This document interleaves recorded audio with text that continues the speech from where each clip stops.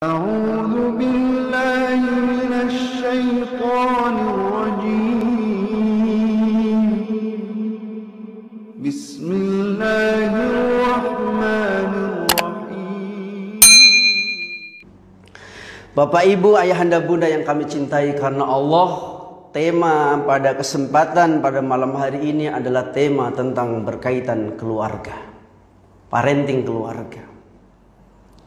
Karena kita semuanya yakin Bapak Ibu yang sudah berumah tangga menginginkan bagaimana rumah tangga kita menjadi rumah tangga yang sakinah, mawaddah, warahmah, rumah tangga yang diberkahi oleh Allah, bukan hanya sekedar pertemuan rumah tangga kita bersama anak cucu, istri, suami di dunia. Lebih daripada itu, cita-cita rumah tangga kita ingin sampai di surganya Allah Subhanahu wa taala. Maka daripada itu, saya akan menyampaikan visi besar rumah tangga seorang muslim yang sebetulnya banyak, tapi karena waktu kita hanya sebatas sampai sholat isya, maka saya batasi 3 dulu. Visi besar rumah tangga kita ini apa? Jangan-jangan kita berkeluarga tanpa punya misi, sehingga berjalan begitu saja rumah tangga tanpa ada kita mempunyai goal setting.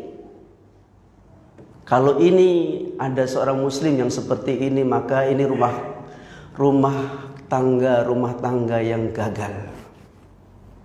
Karena sesungguhnya Bapak Ibu yang saya cintai karena Allah, kita punya rumah tangga, seorang ayah bukan sekedar mencari nafkah, seorang ibu hanya sekedar masak kemudian kita hidup begitu saja, bukan. Kalau sekedar rumah tangga hanya seperti itu, mohon maaf Bapak Ibu, seorang yang tidak mengaku Islam pun banyak yang lebih daripada kita. Hewan-hewan itu juga banyak yang pintar untuk mencari makanan untuk anak-anaknya. Tapi kita lebih daripada itu, kita punya visi besar. Visi besar kita setidaknya dalam malam yang terbatas ini ada 3. 1, menjadikan keluarga kita menjadi keluarga qurratul a'yun. Visi besar kita bagaimana menjadikan keluarga rumah tangga yang kita inginkan, yang kita impikan menjadi keluarga ahli surga. Maka visi yang jelas, visi yang besar di dalam rumah tangga kita adalah bagaimana menjadikan keluarga kita ini menjadi keluarga yang qurratul a'yun. Kenapa Bapak Ibu?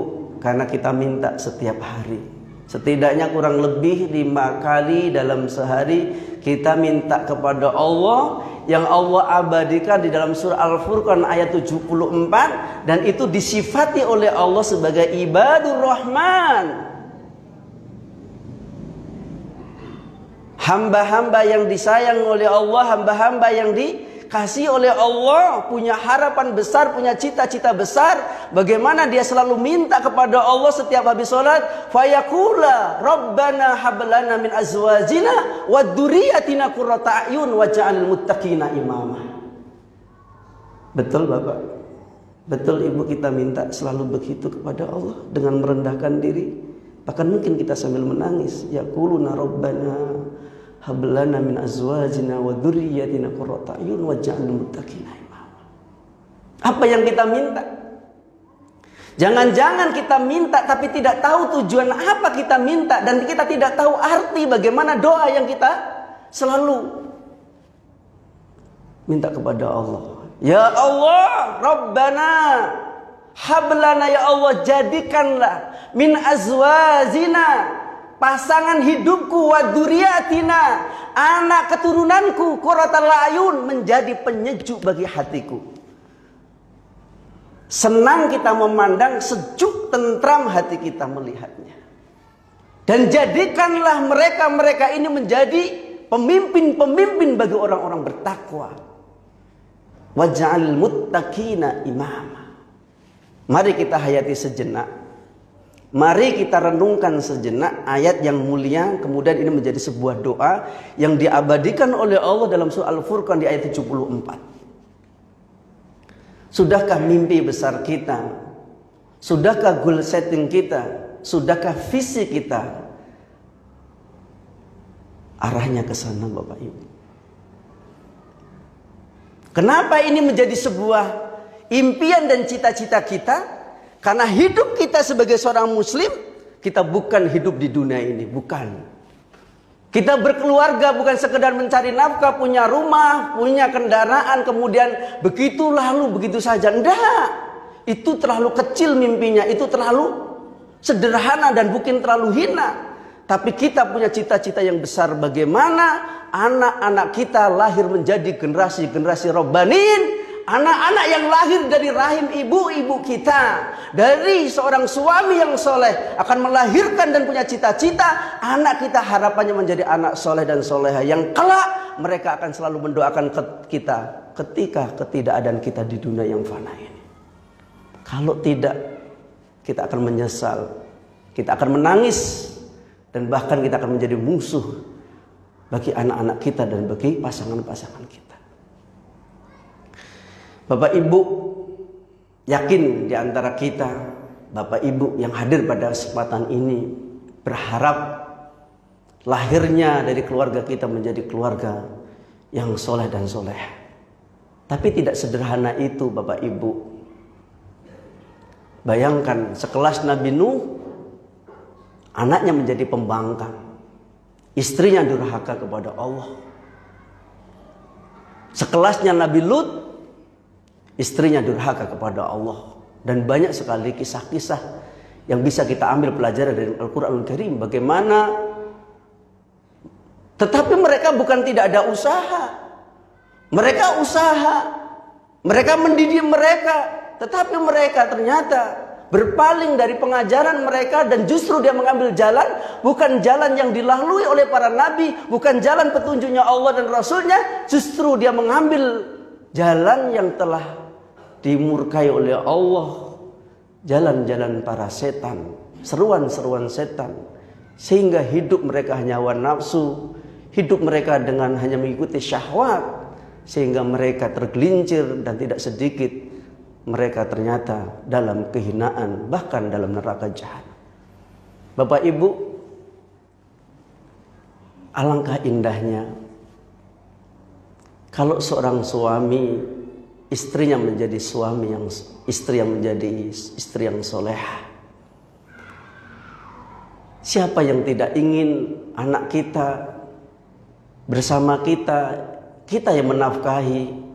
Bahkan kita kadang-kadang dulu tidak mengenal waktu siang kadang dijadikan malam, kadang dijadikan siang, karena kita bagaimana berusaha untuk membahagiakan buah hati kita.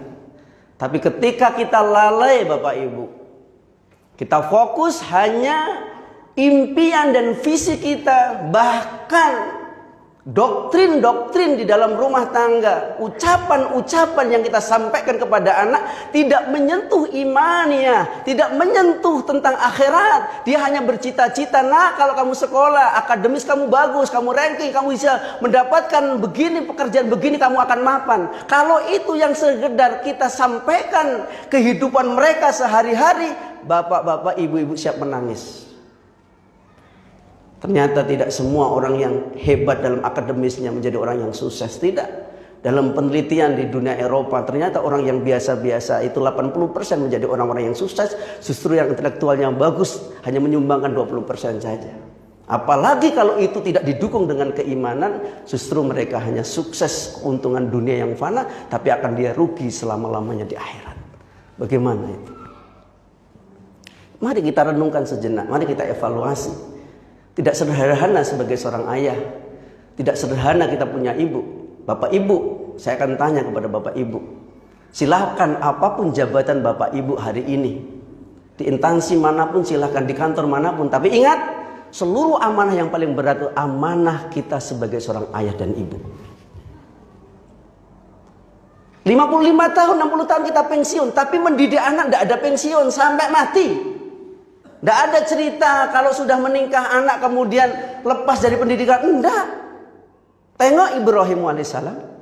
Ibrahim ketika mendatangi Ismail, kemudian istrinya Ismail tidak sesuai apa yang diinginkan oleh bapaknya Ibrahim, dia hanya mementingkan materi. Apa yang dikatakan oleh Ibrahim kepada Ismail? Ceraikan istrimu, ceraikan.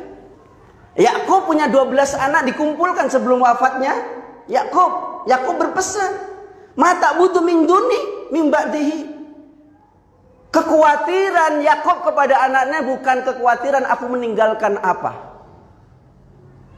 Orang hari ini kan takut kalau nggak meninggalkan dunia kepada anaknya, tapi dia lebih takut meninggalkan dunia, tapi tidak takut kalau saya wafat nanti anak-anakku ini pasti tidak masih menyembah kepada Allah. Ini yang inti, ini yang penting. Maka Yakub mengumpulkan, maka anak-anaknya menjawab, "Na'budu ilahaka wa ilaha abauka Ibrahim wa Ismail wa Ishaq." Ketika Yakub mengumpulkan anak-anaknya ketika mau menjelang wafatnya, ketika ditanya, "Nak, sepeninggalku nanti apa yang kau sembah?" Kemudian jawab anaknya, "Ayah, aku akan menyembah apa yang kau sembah Tuhanmu, dan aku akan menyembah Tuhan-Tuhan yang telah disembah oleh nenek moyang kami, seperti Ibrahim, Ismail, dan Ishak." Yusuf itu termasuk anak Yakub. Yusuf anak Yakub, Yakub anak Ishak, Ishak anaknya Ibrahim, Ibrahim punya anak Ismail, keturunan para nabi. Begitu mereka memberikan kepada anak-anaknya tentang akhirat, tentang dunia. Bapak Ibu yang saya cintai karena Allah, kita prihatin hari ini. Banyak bapak yang gagal, banyak ibu yang gagal. Mereka belum banyak hari ini orang tua yang menghasilkan anak yang soleh dan soleha. Bukti banyak hari ini. Ketika orang tua sudah tua renta, berbaring di rumah sakit, yang hadir bukan anak-anak kita, yang mentalkin bukan anak-anak kita, yang membaca Al-Quran bukan anak-anak kita. Kadang-kadang ustadz yang tidak ada hubungan sedikit pun nasab kepadanya. Padahal ingat Bapak Ibu, doa anak-anak yang soleh itulah doa-doa yang akan sampai kepada Allah. Syafaat-syafaat anak yang soleh dan soleh itulah yang akan diterima oleh Allah Subhanahu wa Ta'ala. Tapi kenapa itu tidak dicetak generasi-generasi yang itu, yang harapan kalau ketika nanti kita berada di alam kubur, tapi alam kubur masih terang. Kenapa anaknya sholat 5 waktu? Kenapa kuburan terang? Anaknya baca Al-Quran. Kenapa kuburan terang? Anaknya bersolawat kepada Nabi. Kenapa kuburan terang? Anaknya sholat tahajud. Kenapa kuburan terang? Anaknya memang masih sholat sunnah, anaknya masih puasa. Bayangkan kalau kita di alam kubur, sementara anak-anak yang kita tinggalkan tidak ada yang sholat, nggak ada yang puasa, nggak ada yang menadakan tangan Robert Verli wali-wali daya warhamu makama rabbayani sahira. Mereka asik dengan dunia maya, habis waktunya. Apa yang terjadi dengan di alam barzah? Kita hanya menangisi, meratapi nasib kita Bapak Ibu. Karena kita memang banyak orang tua yang gagal hari ini. Berhasil menafkahi, berhasil memberikan kendaraan, berhasil kita memberikan HP terbaiknya, tapi gagal kita menjadikan mereka untuk sholat 5 waktu berjamaah. Kita gagal menjadikan anak-anak kita Al-Quran, membaca Al-Quran. Kita gagal menjadikan anak kita orang yang berakhlakul karimah. Kenapa? Kita lalai sibuk terhadap urusan dunia, sementara amanah yang paling besar bagi orang tua adalah bagaimana berhasil mendidik putra-putri kita dihantarkan menjadi orang-orang yang beriman kepada Allah. Ada sebuah kisah. Di zaman Bani Umayyah ada namanya Abdul Malik bin Marwan, kemudian ada Umar bin Abdul Aziz. Umar bin Abdul Aziz adalah seorang khalifah yang juhud, yang paling adil, kemudian yang paling makmur. Tidak ada kemiskinan, tidak ada satu orang pun berhak mendapatkan zakat. Pak, tapi juhudnya mereka, takutnya terhadap dunia ini sangat luar biasa. Abdul Malik bin Marwan memberikan warisan terhadap anaknya, sama-sama khalifah, sama-sama seorang pemimpin besar. Khalifah Abdul Malik bin Marwan memberikan warisan kepada anaknya, satu anak itu 1 juta dirham, sama dengan 2,5 triliun satu anak. Sementara Umar bin Abdul Aziz hanya mewariskan setiap anak itu 0,5 dirham, sama dengan 1,250 juta. Kadang-kadang kita hari ini begitu Bapak. Anak kita kadang-kadang masih kuliah sudah disiapkan kebun sekian hektar. Anak-anak kita kadang masih kecil sudah disiapkan ruko. Anak-anak kita belum sudah disiapkan rumah. Lebih takut kalau anaknya besar nanti mau apa dia. Tapi tidak pernah kita persiapkan bagaimana anak kita untuk menghadapi kondisi akhir zaman yang begitu berat orang beriman. Karena keimanan kita akan diuji oleh Allah Subhanahu wa taala. Berat, Pak. Untuk mengajak orang sholat berjamaah pengajian ini berat, berpuluh-puluh tahun. Inilah yang hadir, inilah hasilnya. Tapi untuk menjauhkan masjid 1 tahun pandemi ini orang sudah lari dari masjid Bapak Ibu. Inilah akhir zaman. Inilah kondisi yang kita hari ini hadapi.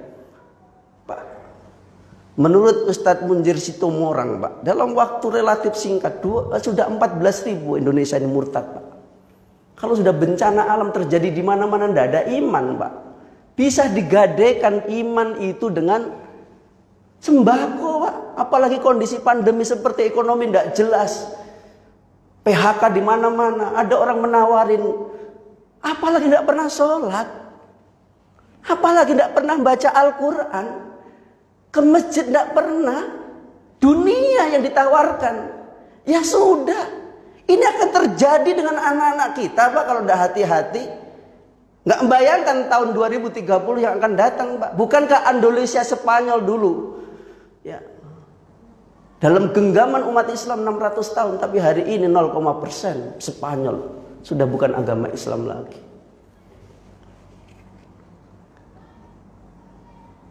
Nah, sementara Abdul Marwan tadi meninggalkan anaknya 2,5 triliun. Itu semua menjadi anak-anak fakir miskin. Dihabiskan harta warisnya yang orang tua berfoya-foya.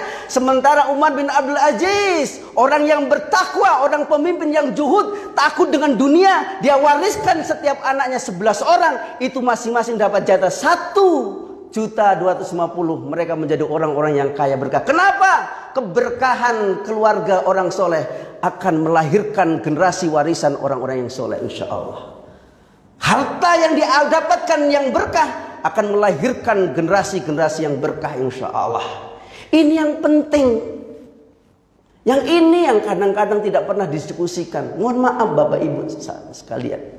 Diskusi harian keharian kita dengan anak, dengan istri banyak kepada diskusi dunia-dunia. Hambar, tidak pernah kita suburkan diskusi-diskusi di rumah kita ini, diskusi tentang keimanan. Bagaimana ini anak, kondisi hari ini sudah seperti ini. Hati-hati nak, nasihat. Nasihat orang tua ini penting, Pak. Pak, saya akan sampaikan sebuah kisah lagi. Yusuf itu kan anak Yakub. Yakub anaknya Ishak. Ishak itu anaknya Ibrahim. Yusuf itu orangnya ganteng, luar biasa Bapak Ibu. Makanya kegantengan dia ini membuat wanita-wanita itu, Masya Allah, tertarik. Yusuf itu ujiannya sejak kecil. Dari mulai dibuang di sumur tua. Kemudian diambil, dijual belikan, sudah beberapa kali dia dijual. Kemudian dia jauh dari Palestina, bayangkan sampai ke Mesir, itu jauh. Dibesarkan di sebuah kerajaan.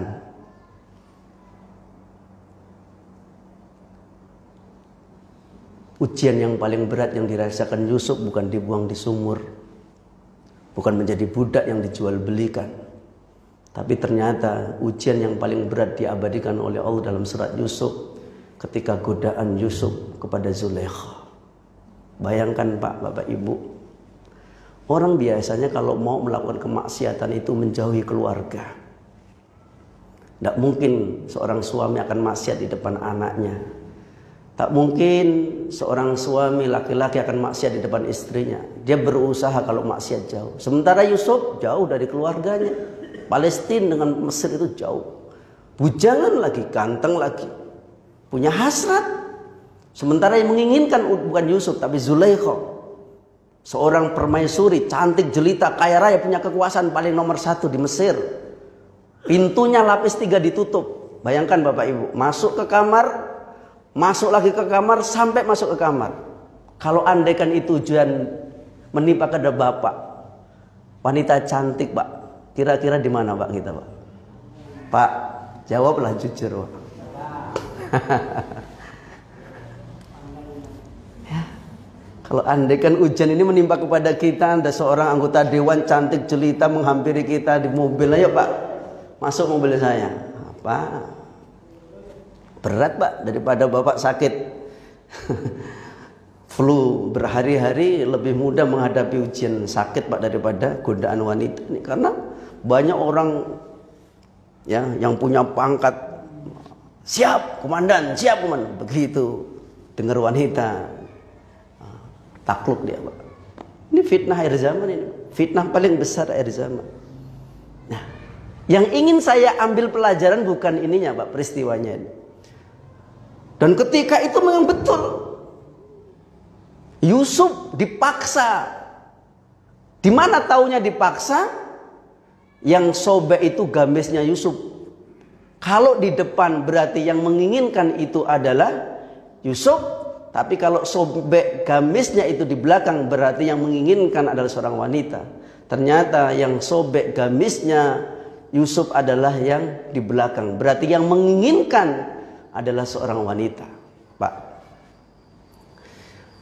penjara itu lebih, ya diancam kalau kamu enggak. Kan saya sampaikan pada suami saya, "Hai suamiku, kalau ada seorang laki-laki dan begini-begini di mana?" Ya udah penjara. Penjara itu lebih dia sukai daripada melakukan itu. Tapi kisah yang bisa kita ambil itu pak, ketika Yusuf dalam keadaan terdesak, hasratnya ada, nggak ada orang yang melihat, sementara diancam oleh seorang wanita ini, "Kalau kamu tidak melayani saya akan teriak, mengatakan saya akan beginikan oleh kamu. Suami saya pasti akan marah." Bayangkan itu pak, ancaman begitu. Dia adalah anak angkat lagi. Tapi Masya Allah hadir saat itu. Di dinding kerajaan itu seakan-akan Yakub itu hadir. "Wahai Yusuf," menyerukan, "Wahai Yusuf, engkau adalah keturunan orang baik. Engkau akan adalah calon seorang nabi." Nasihat-nasihat puluhan tahun yang sudah sekian lama Yakub itu hadir kembali dalam wajahnya Yusuf. Pak, kalau ada seorang ayah tidak pernah memberikan masukan nasihat kepada anaknya, apa yang akan dikenang oleh anaknya saat dalam keadaan sempit pak? Dia akan bablas melakukan kemaksiatan apapun. Kenapa? Gak ada nasihat-nasihat yang datang dari seorang ayah dan seorang ibu. Maksudnya ini bapak ibu, ini Yakub terem. Ingat akan nasihat ayahnya. "Engkau orang hebat Yusuf, kamu keluarga hebat, engkau akan calon nabi. Jangan lakukan itu." Padahal ada hasrat. Yusuf adalah makhluk biasa, punya hasrat sebagaimana yang laki-laki yang lain. Tapi dengan hadirnya wajah seorang ayah seakan-akan hadir di saat itu, maka Yusuf akhirnya tidak melakukan semua itu. Terbantu dari nasihat ayah. Ayah punya peran. Pak, bapak ibu yang saya cintai karena Allah, dalam Al-Quran itu ada 17 dialog seorang ayah dengan seorang ayah dengan seorang anak, keluarga. 14-nya itu seorang ayah dengan seorang anak. 2-nya itu dengan seorang ibu, 1-nya itu umum. Padahal bapak ibu yang sering ngomong, yang sering cerewet itu bapak atau ibu? Ibu.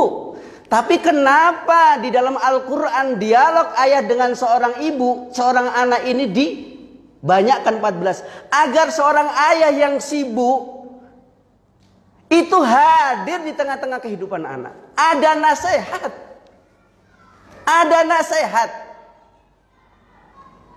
Sesibuk apapun seorang ayah harus ada waktu komunikasi dengan anak, karena dia itulah nanti cikal bakalnya harapan besar yang akan bisa memberikan syafaat. Idza mata insanu inqata'u. Ayo diteruskan Pak, hadis yang familiar itu Pak. Idza mata insanu inqata'u illa bisalasin, shadaqatin jariyatin, au ilmu yang tanfa'u bihi, aw waladin shalih yad'u lahu. Jelas hadis ini. Kalau seorang mati hanya meninggalkan 3 perkara. Yang pertama sedekahnya, yang kedua ilmunya, yang ketiga anak yang soleh yang mendoakan. Yang mendoakan. Kalau kita tidak punya anak yang soleh, siapa yang mendoakan? Kalaupun ada tetangga bertakziah itu paling 7 hari Pak mendoakan. Setelah itu lupa dengan kita. Datang yasinan itu kan 3 hari takziah, kita masih ingat, mari kita doa kepada almarhum dan almarhum. Ini ingat, tapi selepas itu nggak ingat kepada kita lagi yang mati. Anaknya itu yang akan ingat terus, nggak akan pernah nggak. Pasti dia akan mendoakan orang tuanya. Tapi kalau kita nggak melahirkan, nggak meninggalkan anak yang soleh dan soleh, kira-kira di mana Bapak Ibu? Ya kayak tadi Abdul Malik bin Marwan meninggalkan 1 anak 2,5 triliun. Tapi menjadi orang-orang yang miskin. Kenapa? Dia akan foya-foya. Dia mengatakan ayah saya kaya. Tapi berbeda dengan Umar bin Abdul Aziz. 1.250.000. Dia berhati-hati dengan harta sehingga berkah. Ditambah oleh Allah Subhanahu wa Ta'ala keberkahan. Kenapa? Yang memegang orang-orang yang soleh. Kalau harta dipegang orang-orang soleh, dia akan berkah Bapak Ibu. Tapi kalau harta dipegang orang-orang ahli maksiat, tidak ada berkahnya. Sebanyak apapun akan habis. Tidak ada manfaatnya untuk akhirat. Mbak, jadi materi saya di mana-mana saya lebih fokus kepada materi parenting keluarga. Baik keluarga secara umum, kemudian atau anak. Kenapa? Panduan kita ini jelas dalam mendidik anak, dari mulai memilihkan jodohnya sampai bagaimana kita punya anak, lahirnya sudah bagaimana Islam mengatur sedemikian rupa dengan detail. Panduan kita jelas. Kenapa kita tidak ikut panduan, aturan yang telah diberikan oleh Sang Pencipta manusia itu sendiri? Jelas panduan kita. Selain Islam tuh nggak ada panduan mendidik anak, itu nggak ada Pak. Mereka itu pokoknya hidup di dunia berkecukupan, bahagia, punya segala-galanya, senang. Kita bukan itu. Kalau cita-cita cuma sekedar itu terlalu hina. Cita-cita kita ini pengen masuk surga, bertemu di surga bareng-bareng. Nanti ayatnya akan saya sampaikan. Ini baik, yang pertama, Bapak Ibu, jadikanlah anak-anak kita, istri kita, suami kita menjadi penyejuk hati. Hati itu tentram, tidak was-was. Suami pergi kemanapun tentram, seorang istri tidak was-was. Yakinlah suami saya kemanapun dia akan takut kepada Allah. Suami akan tentram hatinya, qurratul ayun. Kemanapun istri, yakinlah dia akan dimonitor oleh Allah, takut. Anak kemanapun, orang tua tidak akan pernah was-was. Kenapa? Anak saya dikontrol oleh tauhid. Dia akan takut ketika bermaksiat. Kenapa? Hubungan dengan Allah dekat. Tapi kalau ayah dan ibunya nggak ada sentuhan iman, anak nggak ada sentuhan iman, komunikasi setiap hari hanya berbicara dunia yang sangat sempit ini, apa yang akan terjadi Bapak Ibu? Kegagalan demi kegagalan banyak menimpa kepada keluarga-keluarga hari ini. Ya, yang kedua, visi besar kita adalah menjaga keluarga kita dari api neraka. Firman Allah dalam surat At-Tahrim ayat yang ke-6, surat ke-66, ayat yang sangat familiar. Ya ayyuhalladzina amanu qu anfusakum wa ahlikum naro wa quduhan nas wal hijarah, ila akhir ayat. Seruan, dan ini adalah perintah. Seruan perintah hukumnya wajib. Kalau sudah Allah memerintahkan, apalagi di sini fiilnya fiil amr, jagalah. Hei orang-orang beriman, jagalah dirimu, keluargamu, istri, anakmu dari api neraka yang bahan-bahan bakar api neraka dari manusia dan batu. Penjaga-penjaganya malaikat yang kasar. Dan yang mereka tidak pernah takut dengan siapapun, dan mereka selalu patuh hanya dengan perintah Allah. Insya Allah. Coba bayangkan itu Pak. Renungkan ayat ini. Ar-rijalu qawwamu 'ala nisa. Laki-laki itu adalah pemimpin bagi keluarga. Bukan hanya sekedar mencari nafkah, pengayom, pengambil kebijakan. Sudahkah anak dan istrinya, ya Masya Allah, layak dia masuk surga? Harus dipantaskan. Kalau saya ini sebagai seorang suami, pantaskah kami ini masuk surga bersama istri dan anak saya? Pantaskah kami sebagai seorang suami hari ini sudah mendidik istriku dan anak-anakku untuk menjadi orang yang taat kepada Allah? Kalau belum pantas, bagaimana kami harus pantas? Perintah, Pak. Perintah mengajari anak istri itu hukumnya wajib. Dalam Islam wajib. Mendidik anak itu wajib. Saya kemarin tuh menangis Pak, menangis. Tetangga saya itu punya burung ya, suaranya tuh merdu betul Pak. merdu. Insya Allah merdu. Saya salut dengan suaranya. Kemana-mana ada konten burung dia akan ikut juara-juara. Saya tanya, berapa Pak bisa menjadikan suara burung ini indah? Saya butuh 3 tahun Ustadz. Berapa biaya yang dikeluarkan? Sudah mendekati ratusan juta. Hanya menjadikan burungnya suaranya merdu butuh 3 tahun. Rela mengeluarkan ratusan juta. Tapi kenapa tidak mendidik menjadikan anak kita ahli tahsin Al-Quran, pembaca Al-Quran yang suaranya merdu sesuai dengan makhraj hurufnya. Kemudian dia akan membaca Al-Quran setiap hurufnya. Ayahnya, ibunya akan mendapatkan pahala. Masya Allah, ini banyak orang tua gagal. Saya tegaskan di sini Bapak Ibu. Ini tidak sedikit kita jumpai keluarga-keluarga yang seperti ini. Ya. Dia rela membawa anjingnya berburu kemana-mana. Ada persautan buru. Tapi tidak pernah membawa anaknya ke masjid sholat berjamaah. Seperti ini kah cita-cita orang tua akan masuk surga? Yakinlah kalau kita tanya, wahai bapak, pernahkah kamu punya cita-cita anak kamu akan menjadi seorang yang akan melawan kamu, durhaka kepada kamu, kemudian di anak kamu akan menjadi liar? Tidak. Saya berharap anak saya soleh dan soleha. Ingin mendoakan saya kalau mati. Itu cita-cita semua keluarga. Tanya Bapak Ibu. Tapi kenyataannya mereka tidak seperti itu.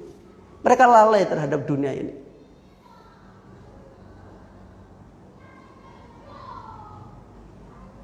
Gak sederhana Bapak Ibu. Hidup di dunia ini gak sederhana.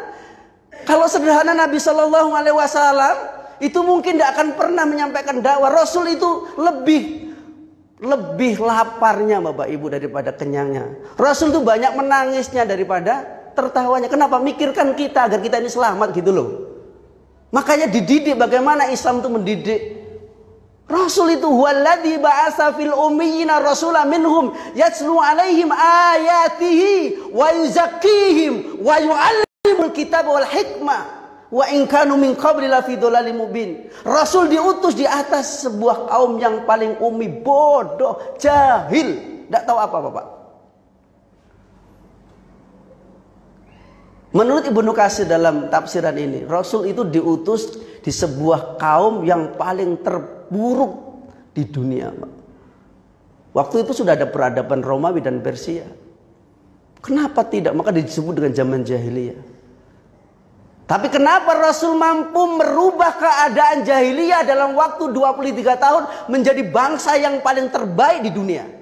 Sahabat-sahabat Nabi menjadi orang-orang yang paling terdepan, menjadi orang-orang yang paling dekat dengan Allah, dibimbing dengan Al-Quran dan Sunnah, Pak.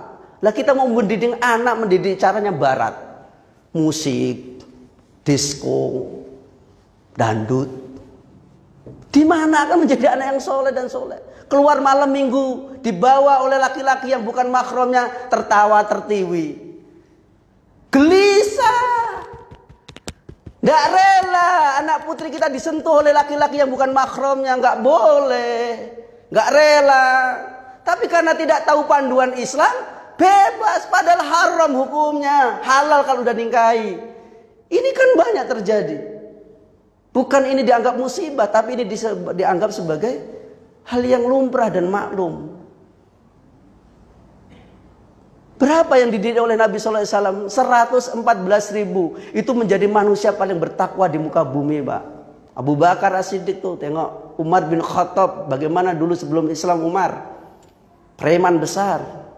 Utsman bin Affan yang menyumbangkan hartanya 71 triliun untuk pengorbanan dakwah Nabi SAW. Anak-anaknya mereka menjadi orang-orang yang soleh, hafal Quran. Hari ini panduannya jelas, ayat pensucian jiwa, Al-Quranul Karim, kemudian As-Sunnah Nabi SAW. Itu panduan dalam berkeluarga itu panduannya jelas. Di dalam buku yang dikarang oleh Dr.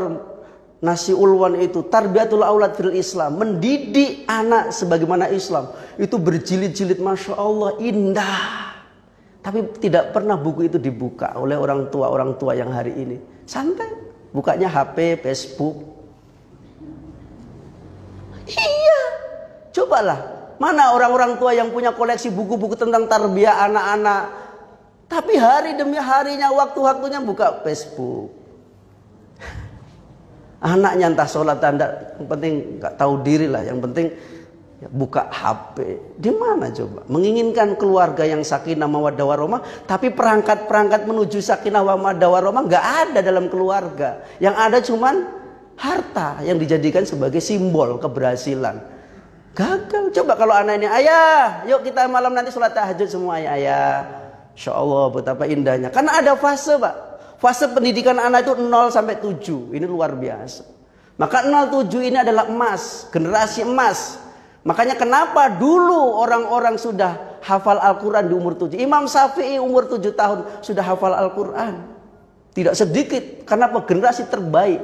Siap menerima keadaan apapun. Tapi kalau 07 ini yang ada adalah ayah yang kasar, istri yang kasar. Maka lihat nanti munculnya anak-anak kita yang besar. Apa yang terjadi? Silakan hari ini saksikan, rasakan. Kenapa? Harus kasih sayang, kelembutan. Panggilannya pun yang paling lembut. Sini sayang, duduk bersama ayah. Dongeng sebelum tidur. Anak-anak 07 itu didongengi oleh ayah dan ibunya dengan kisah-kisah Nabi. Ini enggak, anaknya di pojok main HP, masih anak TK. Bapak ibunya main HP, dibesarkan dengan HP, generasi HP. Insya Allah.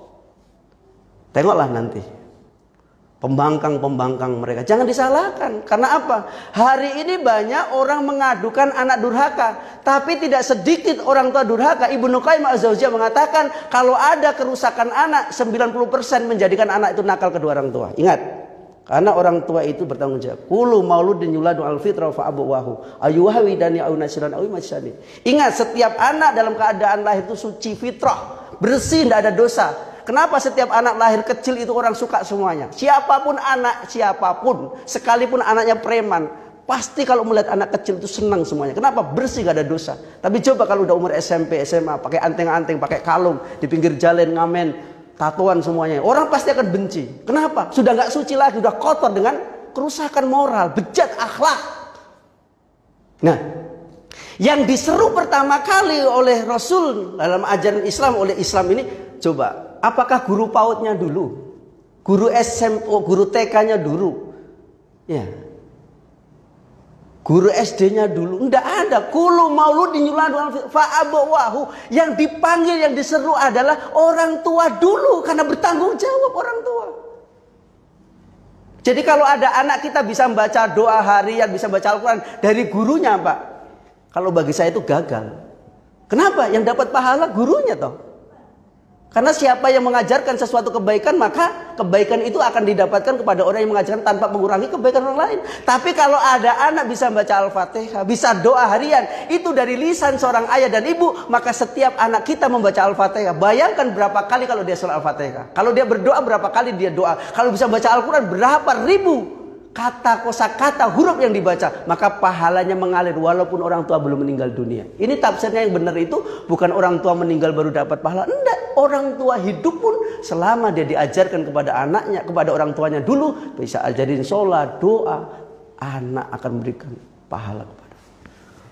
Masya Allah, seperti MLM itu loh Pak, multi marketing itu.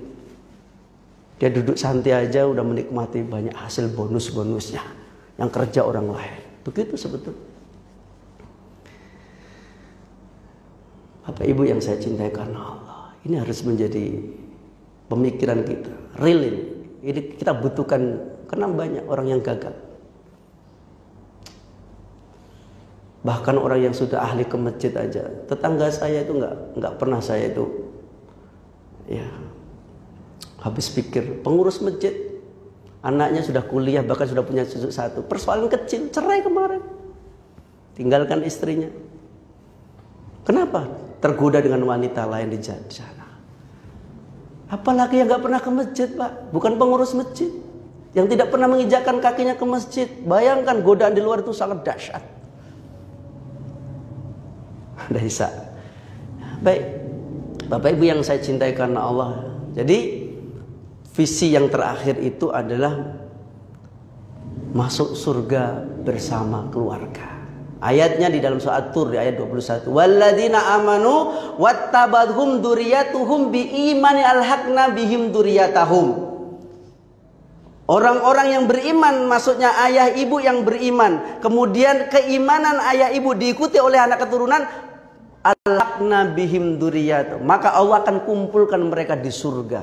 Kumpul bareng, apa enggak nikmat Bapak Ibu? Siapa yang enggak punya cita-cita bisa bertemu anak cucu kita semuanya di surga, sekalipun dalam amal berbeda. Contoh, amal ayah ibu itu bagus, dia di surga yang paling atas, sementara anak cucu amalnya biasa. Allah satukan agar kesempurnaan nikmat didapatkan di surga bersama-sama. Ayatnya banyak Pak tentang surga bisa dihuni oleh keluarganya. Nggak ada lagi rasa tangis kesedihan Pak. Nggak ada bapak mikirkan ekonomi, semuanya sudah difasilitasi oleh Allah. Nggak ada kehidupan kita ini iri dengki dendam. Nggak ada lagi takut waris mewariskan. Kenapa? Semuanya setara, dapat harta yang tidak pernah kita bayangkan. Insya Allah semuanya dilayani oleh Allah. Perabot rumah tangganya dari emas semuanya. Anak, cucu, ayah, ibu, kakek, nenek umurnya setara 33 tahun. Tidak pernah tua, tidak pernah muda. Jadi cita-cita kita Bapak Ibu. Apa kita nggak berdoa agar kita ditemukan? Ya, Insya Allah mudah-mudahan saya yakin Bapak Ibu yang hadir di sini di calon-calon penghuni surga. Yakin saya. Sahabat-sahabat surga, saya berdoa kepada Allah mudah-mudahan kita semuanya dikumpulkan. Saya yakin orang-orang yang di sini adalah orang-orang yang soleh. Saya yakin orang-orang yang di dalam masjid ini adalah orang-orang yang terus berbuat amal kebaikan. Tapi kan ini untuk Bapak Ibu yang terlalu tersirami rohani. Tapi teman-teman kita, keluarga-keluarga yang di luar sana, kalau nggak pernah ke pengajian, apakah dia pernah mendengarkan nasihat yang seperti ini? Bagaimana mereka, Bapak Ibu? Mudah-mudahan Bapak Ibu, kita semuanya ya yang hadir pada kesempatan ini selalu diberkahi umur kita. Semoga kita, anak cucu kita diberikan menjadi keluarga yang sakinah, mawaddah, warahmah. Semoga kita dimatikan dalam keadaan husnul khatimah, dipertemukan dalam surganya Allah, dan semoga kita semuanya adalah ahli surganya Allah Subhanahu wa taala. Subhanakallahumma bihamdika, asyhadu an la ilaha illa anta astaghfiruka wa atubu ilaik. Assalamualaikum warahmatullahi wabarakatuh.